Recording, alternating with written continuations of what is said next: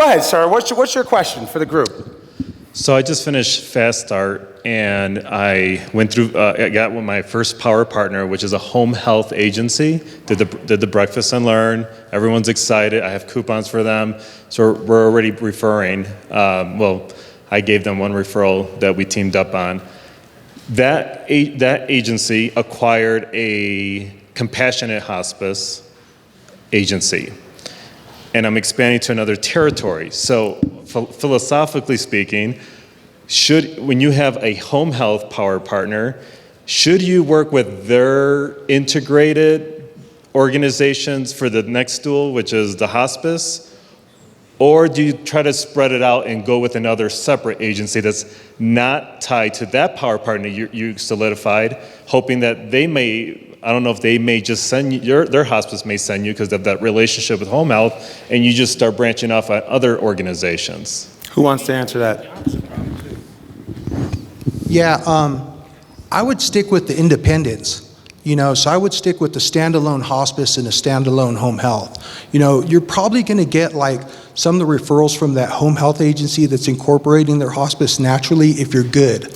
I was told once, hey, you're good, we're good, let's team up. So that's going to come kind of like from you just being good, but I definitely work with the standalone hospice, And one thing I recommend is get with the owners. Because you're putting money in their bank, and if you're making them happy, they're going to tell all their marketing reps to use you. So you want to kind of break ground with the marketer, but your goal is to get one-on-one with the owner, because they'll change marketers, but the owners will stay with you. Excellent. Anybody else want to add to that? Go ahead, Terry. We had the opposite problem because our first power partner was Brianna and Aaron were working on them before we even joined the company, but we took that relationship and I think we've made it really, really solid, and we're having a ball doing it. I keep coming back to that. But we went and we were looking for a home health company that was a standalone. Try to find one. Mm-hmm. Just try to find one. It's, in our market, it was ridiculous.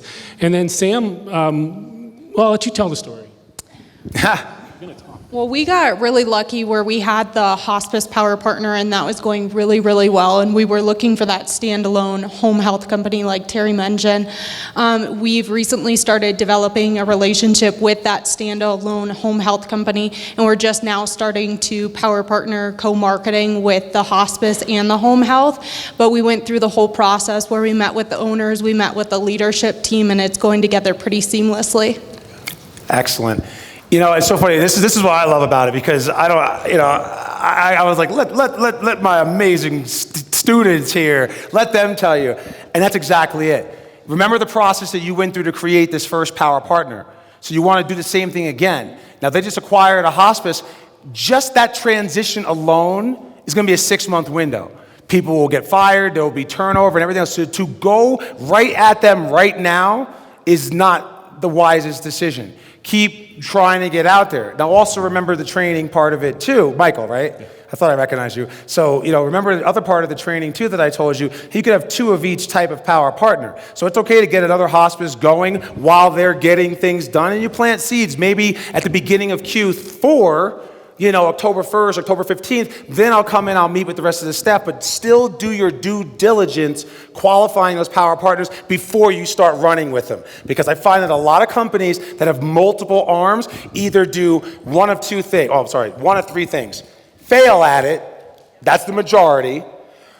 Focus on what they know best, which is the home health, and so the hospice becomes secondary.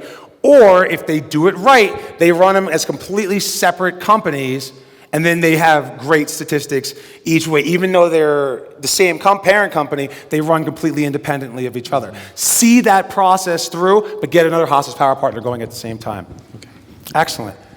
My wife and I have owned our home care business for 4 years. When we've learned so much.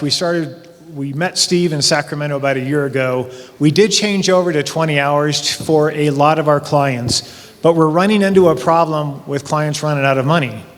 So they start with 20 hours, but then after a period of time, a month or 6 weeks. So what do you do in that case? How do you transition?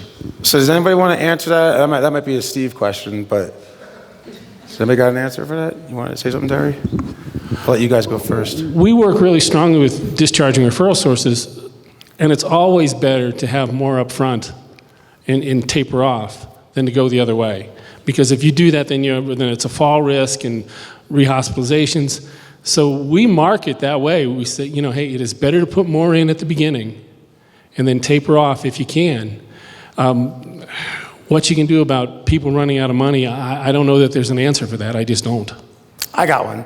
So I was ready for that because I actually had that part of what I used to do when I ran my home care business. And this is, I can honestly say in 18 boot camps, I've never been asked this question. So that's why I got this one, guys. But so when I used to do this myself back in the day, I used to find out right up front, right when I got started, how much resources somebody has. Like while it's a very personal question, well, we're going to be giving mom a shower, right? That's also a very personal question, a very personal thing. So I need to know the resources.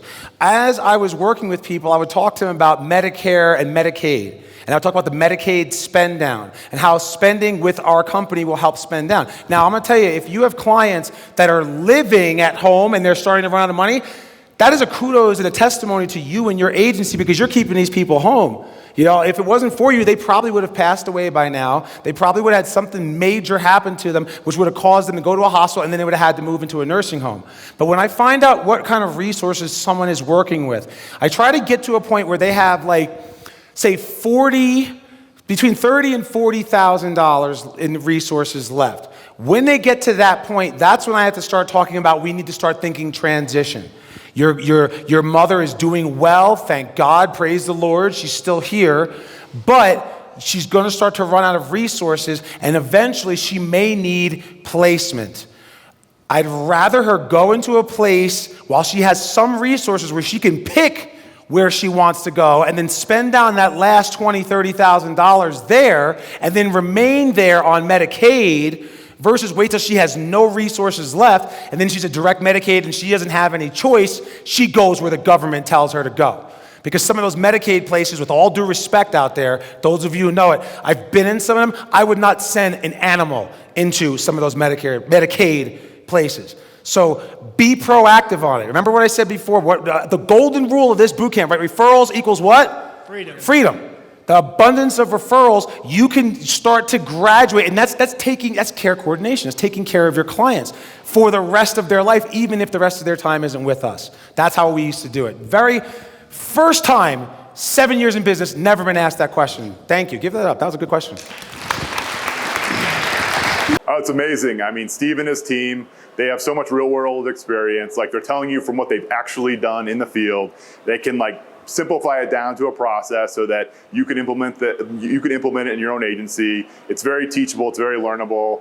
I mean, every time, this is my second time coming, and you learn 80% of it the first time, but the second time there's always little hints and things that you pick up that you can add, and whoa, what if I try this? And it's just I got thinking creative, they're just out of the box ideas, how can we work with hospice agencies that we know? There's just so many things that that are going crazy in my brain right now of new ideas that we can go implement.